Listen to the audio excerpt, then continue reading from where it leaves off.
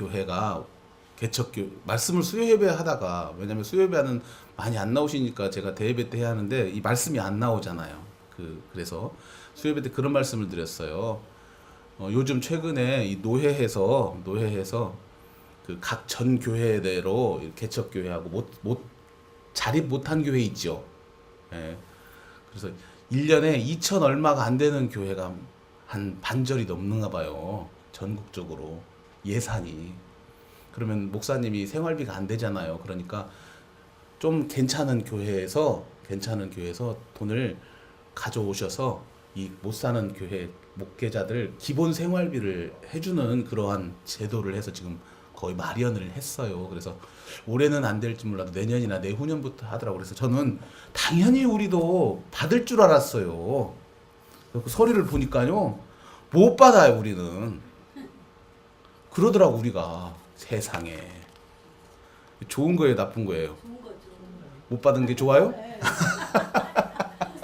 예, 좋아요. 그래서 제가 무슨 생각을 했냐면, 우리도 이제는 조금씩 다른 분들에게 조금씩이라도 이렇게 나눠줄 때가 됐나 보다라는 생각이 들더라고요. 예, 그래서, 아이고, 우리도 먹고 살 것도 없는데요. 아니요, 우리가 좀 덜 먹고, 이렇게 조금씩 이렇게 나눠줘야 할 그때가 된 것 같아요. 예, 비록 부자는 아니어도, 비록 남지는 않아도, 우리가 먹는 것에서 이렇게 한 숟가락씩 떼어내서 도와줄 수 있는 우리가 그 정도인가 봐요. 놀랍죠. 저도 그거 보고 놀랐어요. 놀랍더라고요. 그래서 제가 수요예배 때 그렇게 말씀드렸는데, 우리가 이제 그것도 우리도 신경 쓰고 또 관심을 갖고 그렇게 함께 했으면 좋겠다라는 생각이 들었습니다. 오늘 말씀 누가복음 24장 1절에서 12절, 하나님의 말씀 교독으로 봤습니다. 안식 후 첫날 새벽에 이 여자들이 그 준비한 향품을 가지고 무덤에 가서 들어가니 주 예수의 시체가 보이지 아니하더라.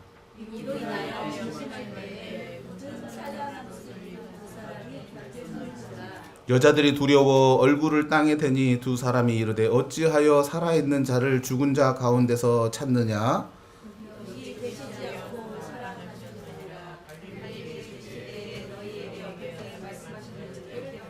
이르시기를 인자가 죄인의 손에 넘겨져 십자가에 못 박히고 제3일에 다시 살아나야 하리라 하셨느니라 한데,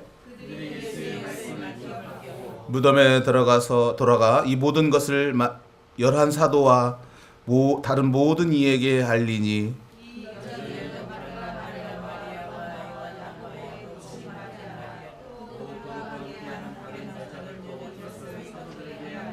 사도들은 그들의 말이 허탄한 듯이 들려 믿지 아니하나 베드로는 일어나 무덤에 달려가서 구부려 들여다보니 세마포만 보이는지라 그 된 일을 놀랍게 여기며 집으로 돌아가니라. 아멘. 이 시간 찬양대 찬양이 있습니다.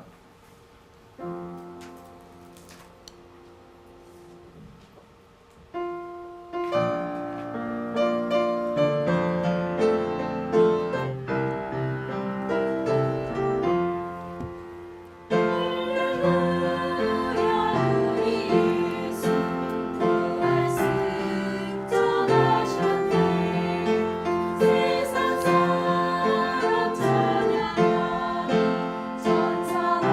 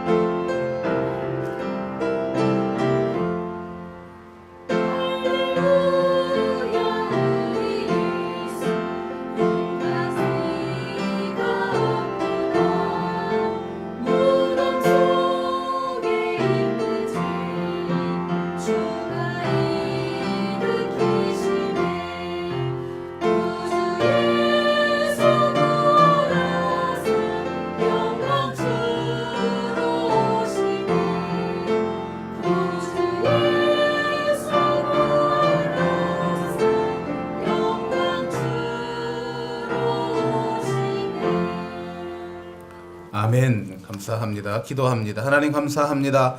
이 시간 누가복음 24장 1절에서 12절 말씀을 가지고 나에게 부활은 이라는 제목으로 말씀 봅니다. 이 말씀이 우리들에게 이해되게 하여 주시고 은혜되게 하여 주시고 삶에 살아가면서 소중한 적용점이 되게 하여 주시옵소서. 예수님의 이름으로 기도드립니다. 아멘. 우리가 잘 알다시피 중국의 진시황이라는 사람이요, 만리장성을 쌓고 또 중국을 통일하고 난 다음에 이분에게 소망이 하나 있었었나 봐요. 뭐죠? 오래 사는 것뿐만 아니라 안 죽는 거. 불로장생을 하고 싶어서 사람들을 불로초를 찾아오라고 사람들로 보내지요. 그런데 찾아와요, 못 찾아와요? 못 찾아와요. 그러니까 신하들이 어떻게 방법을 찾아야 하잖아요. 불로초는 못 찾아오고요. 불로초를 못 찾아오는 사람들에게 책임을 물어서 죽이기도 하고, 주치의인 사람들이 그 약을 개발하지 못하니까 벌을 받고 이러니까 똑똑한지 아니면 나쁜 신하들인지 방법을 찾아냅니다. 그게 뭔 줄 아세요? 수은이에요, 수은. 우리는 수은 들어도 나쁜 것 이렇게 생각이 들잖아요. 워낙 방송에서 아이고 그거 수은 중독 뭐 이렇게 이야기해서요. 그런데 이 수은이라는 것이요, 정말로 소량을 사용하면은요 얼굴이 하얘진대요. 또 수은 바르면 안 돼요. 예. 그리고 얼굴이 팽팽해진대요. 또 다음 주에 또 수은 또 발라갖고 먹고 오시는 분이 생겨 하면 안 돼요. 너무나 그러니까 모르니까 그랬겠죠. 그때만 해도. 그러니까 이 진시황은 모든 음식에 조금씩 수은을 다 넣어라. 중국에 있는 모든 수은은 누구 거예요? 진시황 거였어요. 그리고 자기가 거주하는 모든 곳의 물건을 다 수은으로 이렇게 도금을 시켜. 물컵도 사용하는 물건도. 수은 사랑에 푹 빠져버렸죠, 진시황이. 결국 진시황은 뭐 때문에 죽었어요? 수은 중독으로 죽었대요. 피조물이 이 땅에 있는 모든 숨 쉬는 것은 다 죽어요, 살아요? 죽어요. 그래서 모든 관심, 최고의 관심이 뭐냐면 얼마나 오랫동안 안 죽느냐. 그게 관심이잖아요. 그리고 인류의 가장 커다란 해결점 중에 하나가 이 영원히 사는 것, 영생하는 것에 대한 관심이에요. 그렇기 때문에 오늘 예수님의 부활이라는 이 사건은 인류에게 가장 획기적인 사건이고, 인류에게 이렇게 놀랄 만한 사건이 없다라는 것입니다. 인류에게 커다란 대변환점이다라는 사실이에요. 무엇을 다시 바라봐요? 인생을 다시 바라보는 거예요. 무엇을 다시 바라봐요? 미래를 다시 바라보는 거예요. 무엇을 다시 바라봐요? 사람이 사는 목적을 다시 바라보는 거예요.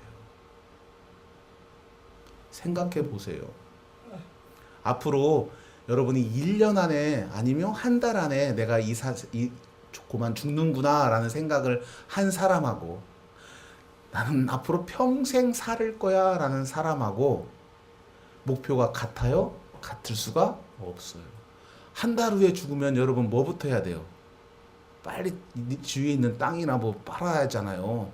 먹고 살고 맛있는 것 좀 먹고 여행도 가보고 싶으면 가고.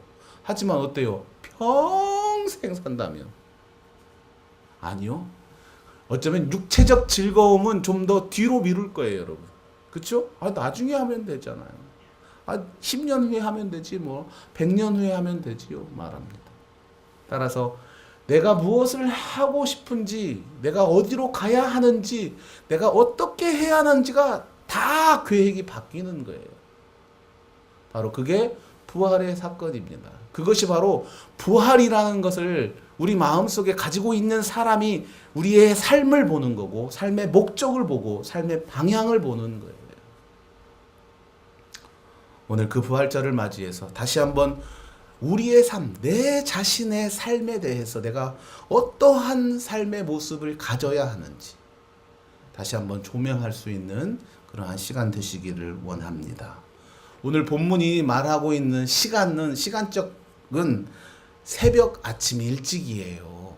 예수님이 금요일 날 돌아가셨잖아요. 금요일 날 돌아가시고 난 다음에 십자가에 있는 예수님을 끌어내려서 누가 무덤에 안치를 시켜야 하는데 예수님의 제자들은 볼 곳도 없고 아무도 없잖아요. 무서워서 다 도망갔고 아리마대 사람 요셉이라는 사람이 빌라도에 가서 우리 시신 좀 주세요 라고 강단 있게 말했죠. 예수님은 왜 돌아가셨어요? 반역죄로 돌아가셨잖아요. 그러니까 반역죄로 돌아간 사람 시신 달라면은 나도 반역죄나 마찬가지잖아요. 그런데도 가서 시신을 달라고 해서 무덤에 잘 안치시켰죠. 그것을 예수님을 따라다니는 여자들이 봅니다. 그리고 난 다음에 토요일 안식일은 아무것도 안 해요. 유대인들은 토요일 날 아무것도 안 하는 거 아시죠? 예. 어느 정도 안 하는 거 아세요? 자기 집 엘리베이터 올라갈 때 벨도 안 눌러요. 그것도 일이라고 해서. 그 정도로 유대인들이 일을 안 해요. 그러니까 안식일 날 어떻게 예수님이 아무것도 안 한 거예요. 예수님을 위해서. 그리고 토요일 안식일이 지나고 그 다음 날 뭐예요? 주일, 오늘날 아침 새벽이 되니까 그때 금요일 날 저녁에 향품을 사놓은 거 있죠. 그렇잖아요. 그때 상품을 사놓은 것을 가지고 예수님이 계시는 무덤으로 갑니다. 왜요? 기름을 발라주려고. 근데 오늘 본문에 보면 새벽이라고 해서 바데오스라는 원어가 쓰여요. 그런데 우리 성경 여기에는 그냥 안식 후 첫날 새벽이라고만 기록해놨는데요. 이 바데오스라는 말을 해석하지 않았어요. 이것이 영어 성경으로는 뭐라면 그냥 새벽에 아침에 in the morning 그런데 early in the morning 해서 일찍 이런데 그 앞에다 영어에는 벨이라는 말까지 써놨어요. early인데 일찍인데 얼마나 일찍? 매우 일찍이다라고 이야기하고 있어요. 그리고 마가복음에서 보면은요. 동 트자마자 이렇게 이야기를 하고 있어요. 다시 말하면 새벽 트자마자 그냥 빠른 시간 안에 사실 얼마나 잠 잤겠어요. 그쵸? 잠도 잘 못 자는 그 상황에서 해가 쑥 뜨기 전에 그냥 환해지니까 바로 예수님에게 달려간 것이지요. 이 여인들이 자신들이 할 수 있는 가장 이른 시간에 지금 예수님을 찾아가고 있습니다. 성경은 이 새벽을 참 많이 강조해요, 여러분. 그렇죠? 아니에요? 여호수아서에서 보면 가나안 땅을 점령할 때 처음에 6바퀴 돕고 그 마지막 날 7바퀴를 돌죠. 아침에 일찍 새벽부터 돌아요. 새벽 이른 시간부터 가나안이 여리고성을 돈다라고 장면이 나오거든요. 그것뿐만이 아니죠. 예수님은 항상 이른 새벽에 한적한 곳에 가서 기도하는 장면을 우리가 알 수 있어요. 그래서 그런지 시편 6편 5절에는 이렇게 기록하여 새벽에 하나님이 뭐 한다고요? 도운다고 이야기했어요. 언제 도와요? 누가요? 하나님. 새벽에 하나님이 도우시는데요. 이번 주에 우리 성도 중에 도운 사람 별로 없어요. 추수감사절 때는 하나님이 다 도우는 우리 주울림 성도 되시기를 원합니다. 예, 그래요. 새벽에 하나님이 도우시니라. 혹시 여러분 이런 말 아세요? 새벽을 지배하는 자, 세상을 지배한다. 들어보셨어요? 제가 처음 해보는 건데 이런 말은 있어요. 아침을 지배하는 자, 세상을 지배한다는 말은 있어도 새벽을 지배하는 자, 세상을 지배한다. 없어요. 이것이 뭐냐면 히로시라는 일본의 그 의사가 아침형 인간이라고 얼마 전에 유행했었었죠. 아침형 인간. 뭐 11시에 자서 5시에 일어나고 6시부터 8시까지 가장 머리가 잘 돌아가니까 그때 뭘 봐야 뭐 4배에서 5배 막 고3 잘 들으세요. 11시에 자서 5시에 일어나서 6시부터 8시까지 머리가 회전이 막 4배, 5배 이렇게 돌아간다. 그래서 아침을 지배하는 자가 새벽을 지배하는 것이 아니라 세상을 지배하는 게 아니라 새벽을 지배하는 자, 세상을 지배하는 거예요. 물리적인 것뿐만 아니라 성경이 분명히 우리에게 말하고 있잖아요. 새벽에 하나님이 도우실 것이다라는 사실입니다. 하나님의 도움이 필요하십니까? 필요 없으시다면 몰라도 필요하시다면 새벽에 하나님의 도움을 간구하기를 소망합니다. 마태 마가에서 보면 오늘 본문에 보면 예수님을 이 여인들이 만났다라고 하지 않거든요. 그런데 마태와 마가에 보면 이 여인들이 예수님을 처음으로 만나는 영광을 누려요. 여러분 그거 혹시 아세요? 예수님이 태어나셨을 때 누가 처음으로 기쁨의 소식을 들어요? 목동이 들어요. 마리아는 아기를 낳으니까 자기가 먼저 받겠죠. 그렇지만 가장 처음 천사로부터 야 너희 메시아가 났어 라고 이야기를 누가 들어요? 목동이 들어요. 그런데요 예수님이 돌아가시고 난 다음에 부활하고 난 다음에 처음으로 듣는 사람이 여자들이에요. 오늘날 여자들은 죄송하지만 남자보다 훨씬 더 위에 있어요. 그건 어느 누구도 부정 안 해요, 이제는. 그렇죠? 요즘에 뭐 여성 인권 우리나라에서 이야기하면 안 되죠. 남성 인권을 이야기해야 돼요. 그건 정상이에요. 그런데 성경에서 여자는 약한 존재예요. 언제든지요. 과부와 또 고아처럼 말입니다. 도움이 필요한 사람이고요. 손길이 필요한 존재였어요. 그런데 재미있는 거 여러분 생각해 보세요. 예수님이 이 땅에 오셨는데 그 첫 소식을 누가 들었어요? 목동이 들었어요. 목동은요, 양을 가진 사람이 아니잖아요. 단순히 양 많은 사람의 양을 치워주는 사람이에요. 하층민이에요. 힘이 있는 권력자에게 예수님이 나타나지 않으셨어요. 그리고 돈 있는 사람에게 나타나지 않고요. 그저 평범한 것보다 더 낮은 사람에게 예수님이 보이셨고 나타나셨고 부활하시고도 오셨어요. 정말로 예수님이 우리를 위해서 우리가 치먹고 나약한 사람들을 위한 이 땅의 사역이었고 돌아가시고 다시 부활했던 그 사건도 마찬가지였다는 사실이에요. 방송사 사장이 아니고 신문사 사장이 아니었어요. 그냥 나약한 여인들이었어요. 중요한 것은 깨어있는 목동들에게 갔었고요. 새벽에 일찍 깨어있는 여인들에게 왔다라는 사실이에요. 그 깨어있는 그리스도인이 되기를 소망합니다. 그들에게 만나줘요. 그들에게 예수님이 만나주시고 오시고 함께 하십니다. 여러분 우리가 왜 지금 이 시간에 이 자리에 앉아 있고요. 우리가 왜 하나님의 사람으로 살려고 세상에서 내 마음대로 못 살고 왜 조금만 잘못하면 마음에 꾸리꾸리하고 양심의 가책을 느낍니까? 그 예수님이 여러분하고 함께 하기를 원하면서 그 예수님이 여러분과 동행하기를 원하면서 살아가는 거 아니에요? 그러기 위해서는 오늘 목동처럼 이 여인들처럼 깨어 있어야 돼요. 깨어 있어서 늘 준비하는 자세. 그것이 바로 하나님이 우리를 향하여 손 내밀 때 우리가 그 손을 바라보고 잡을 수 있는 그리고 더 이상 놓지 않는 그리스도인 되시기를 원합니다. 이 여인들이요 무덤에 가까이 갔는데 무덤에 가보니까 무덤 문은 열려있고 예수님의 시신이 보여요? 안 보여요. 누가 시신 도둑을 했는지는 모르겠지만 안 보입니다. 그런데 무덤 안을 보니까 어때요? 하얀 두 사람이 앉아있잖아요. 얼마나 놀라겠어요. 새벽 이른 아침. 그래서 그들이 예수님의 시신을 찾는데 무엇을 찾아요? 라고 물어보죠. 그러니까 뭐예요? 예수님 시신 찾아요. 이렇게 이야기했겠죠. 그러니까 야 너희들 왜 여기 와서 예수님 시신을 찾아?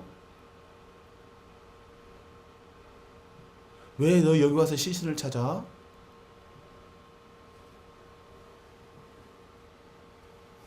6절 한번 볼래요? 6절에 이렇게 이야기를 하잖아요. 그 사람들이 여기 계시지 않고 살아나셨느니라. 갈릴리에 계실 때에 너희에게 어떻게 말씀하셨는지를 기억하라.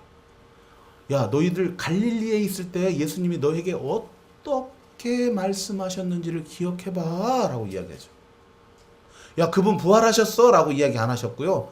야, 너희에게 어떻게 말했는지 한번 기억해볼래? 라고 이야기를 하고 있어요. 왜요? 이미 예수님이 말씀하셨다라는 사실이기 때문에 그렇죠.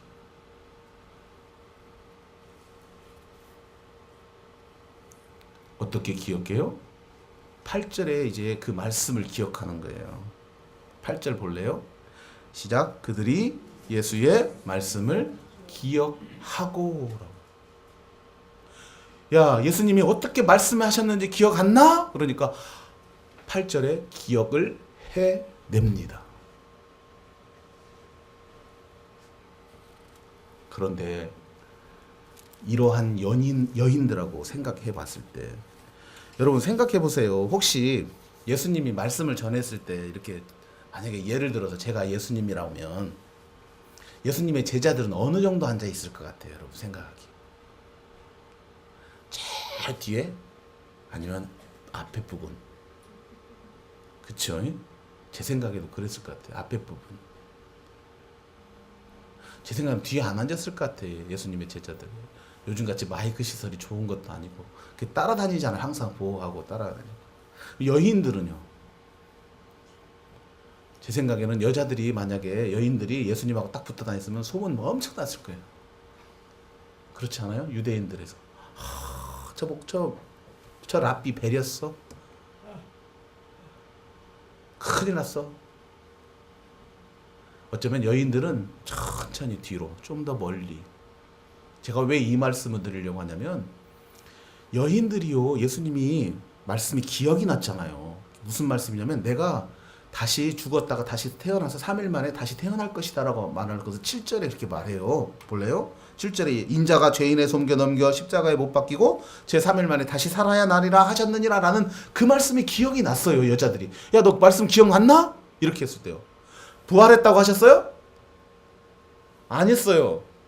야, 너 말씀 기억 안 나? 이 말만 했어요. 여인들에게. 그쵸? 야, 너희가 갈릴리에 있었을 때 예수님이 했던 말씀 기억나 안 나? 이 말만 했어요. 부활했다고 말했어요? 안 했어요. 그런데 여인들이 맞아! 라고 예수님 부활하신다고 하셨지? 라고 기억한 거예요. 근데 재밌는 것은 그리고 여인들이 부활했다라는 예수님의 말씀을 이제 믿고 제자들에게 그냥 진짜 살짝 달려갔죠. 왜요? 부활하셨으니까. 그 소식을 전해야 하니까. 그리고 막 문을 확 열어 제끼면서 요한, 베드로, 시몬, 베드로, 안드레, 야고보, 요한, 빌리포, 타데오, 시몬 이렇게 얘기했을 거예요. 막 하면서 야, 예수님 부활하셨어. 부활하셨어요, 예수님. 하고 제자들에게 고래고래 소리 질렀을 거예요.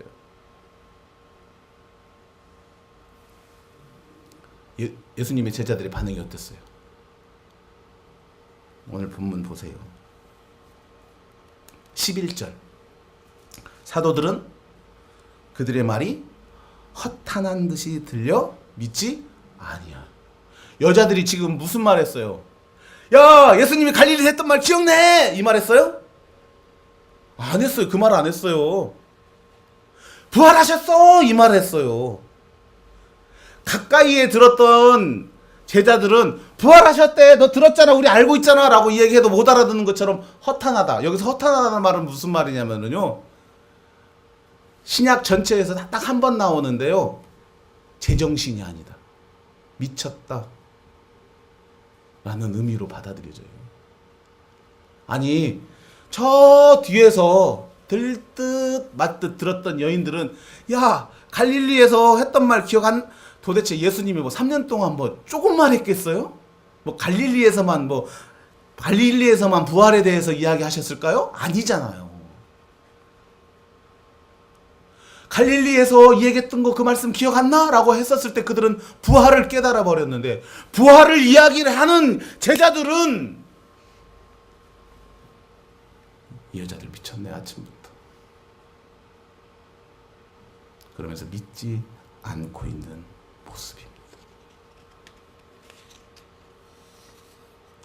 오늘날 우리는 수도 없이 많은 말씀의 홍수 가운데 살아가요. 그치요? 저도 모르겠어요. 케이블 TV를 들으면은요, 기독교 방송이 몇 개인지를 모르겠더라고. 그냥 우리가 일반적으로 알고 있는 CBS, CTS, 뭔 온누리 방송, 순복음 방송, 수도 없이 많은 케이블 방송이 있어요. 여러분, 그곳에서 보면은 수도 없이 훌륭한 많은 목사님들 끊임없이 이야기 말씀하고 계세요. 오늘날은요, 성경책도 많이 안 갖고 다녀요. 왜요? 앱 하나면은요, 개혁부터 시작해서 모든 성경, 관주 성경까지 다 스마트폰에 다 있기 때문에 그렇죠. 그렇게 우리는 말씀에 어쩌면 묻혀 살아간다라고 할 수가 있을 거예요.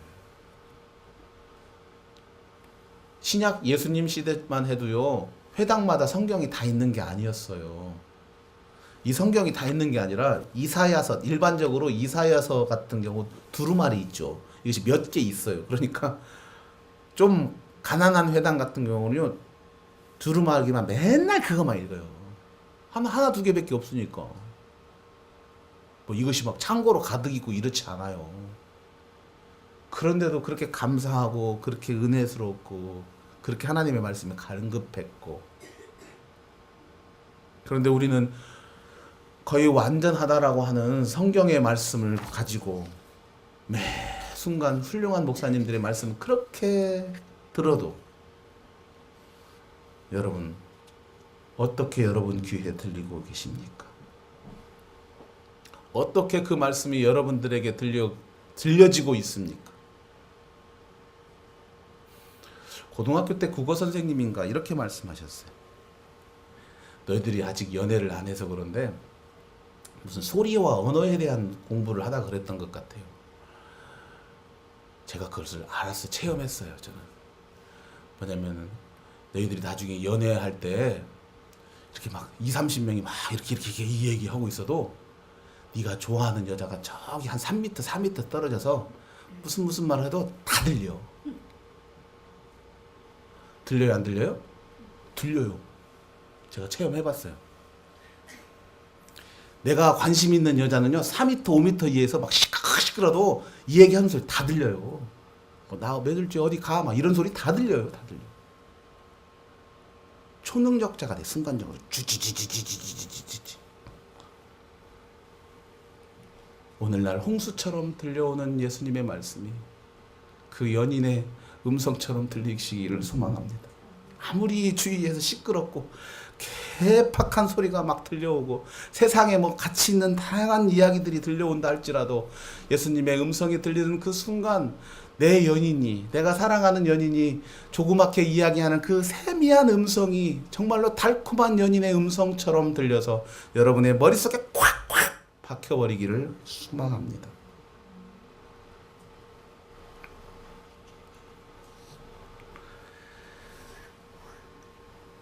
연인들이 아니라 예수님의 제자라고 불림받았던 11명의 사도들, 그 중에 유일하게 베드로가 그래도 그 말 듣고 어디를 가봐요? 무덤을 한번 찾아가봐요. 그래도 베드로가 무덤에 가서 이렇게 살펴봅니다. 그러니까 무덤도 비어 있어요. 그리고 세마포만 있습니다. 그리고 난 다음에 어떻게 해요? 12절에 보면은요, 그 된 일을 놀랍게 여기고 집으로 come back home, 돌아가 버려요. 집으로.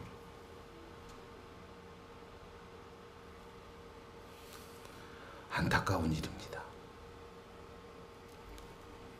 저는 이 장면을 보면서 꼭 무슨 생각이 났냐면, 그 복음서에 보면 재물 많은 청년이 와서요, 예수님한테, 예수님 영생을 어떻게 얻어요? 막 그런 거 있잖아요. 기억나시죠? 예. 예수님 영생하려면 어떻게 얻어요? 그러니까 뭐 네가 율법을 지키냐, 11조를 다 했는데요. 하나님 사랑, 이웃 사랑 하다가 그러면 네 재산을 팔아갖고 다 나눠주라. 그러니까 애가 근심해갖고 집으로 돌아가는 그 장면이 생각이 나더라고, 이 베드로를 보면. 여인들의 기쁨과 즐거움과 영광된 모습이 아니라 그저 걱정되어서, 내가 지금 무엇을 할 수 없어서 이 조급하고 이 조그만한 마음 가진 베드로가 그냥 총총히 집으로 돌아가고 있는 장면입니다. 휴식처는 휴식처죠. 하지만 어쩌면 베드로는 자기 집으로 돌아간다는 이 말 속에 저는 어떠한 느낌이었냐면 3년 동안 예수님을 따라다녔던 것을 그냥 이렇게 좀 털고 다시 어디로요? 생업전선에. 자기가 곧 있으면 국회의원 선거하는데 국회의원 후보자들 열심히 따라다니시는 분 있잖아요. 그렇죠? 저는 국회의원 따라다니는 사람, 떨어지는 사람보다 떨어진 사람 따라다니는 사람처럼 안타까운 사람이 없더라고. 진짜. 된 사람 따라다니면 나중에 떡고물이라도 좀 얻어먹잖아요. 그쵸? 그러면 떨어진 사람 따라다니는 사람은 참 그거 여러분 혹시 하시려면 꼭 될 사람 따라다니시기를 바랍니다. 떨어질 사람 따라다니지 마. 떨어질 사람 그것은 그냥 사람도 그렇고 뭐 어디 가서 뭐 할 말도 없고. 오늘 꼭 베드로가 그런 사람 같아요. 느낌이. 떨어진 예수님 훌훌 털고 집으로 돌아가는. 여러분 베드로가 얼마나 대단한 사람이었습니까? 야, 너희는 나를 누구라고 하느냐? 주는 그리스도시요 살아계신 예수 하나님의 아들입니다 라고 신앙 고백했던 베드로였어요. 하지만 일순간 예수님이 돌아가시고 그의 믿음의 문이 닫혀버렸습니다. 여러분 믿음은 주님이 주시는 은혜이지만 우리가 그 주님을 향하여 문을 닫아놓고 있는 상황에서는 결코 주님이 다가와 주시지 않아요. 문 밖에 내가 문을 두드리노니 뭐라고 해요? 문을 열면 내가 들어가서 같이 먹는다고 말씀하시잖아요. 그 문을 늘 열어놓을 수 있는 그 소리에 집중해서 예수님께서 문을 두드릴 때마다 열어놓을 수 있는 매 순간마다 그 음성에 귀 기울일 수 있는 우리가 되기를 소망합니다. 오늘 부활은 선포된 날 여러분에게 어떠한 부활의 의미로 선포되고 기억되고 있습니까? 부활이라는 말씀은 오늘 우리들에게 분명히 말씀으로 전해져 와 있습니다. 하지만 이 부활이 어느 누구에게나 동일하게 이해되고 적용되지는 않습니다. 어떤 이들에게는 허탄한 말로 들릴 수가 있습니다. 어떤 이들에게는 믿겨지지 않을 수도 있습니다. 어떤 이들은 집으로 돌아가고 있기도 합니다. 하지만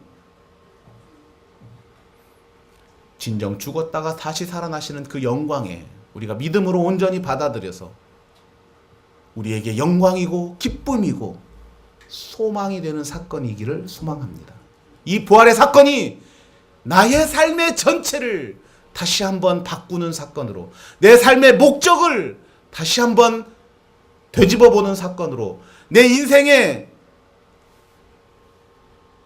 경로를 예수 그리스도로 지정해놓고 결코 변경하지 않을 놀라운 사건으로 삼기를 소망합니다. 기도하겠습니다.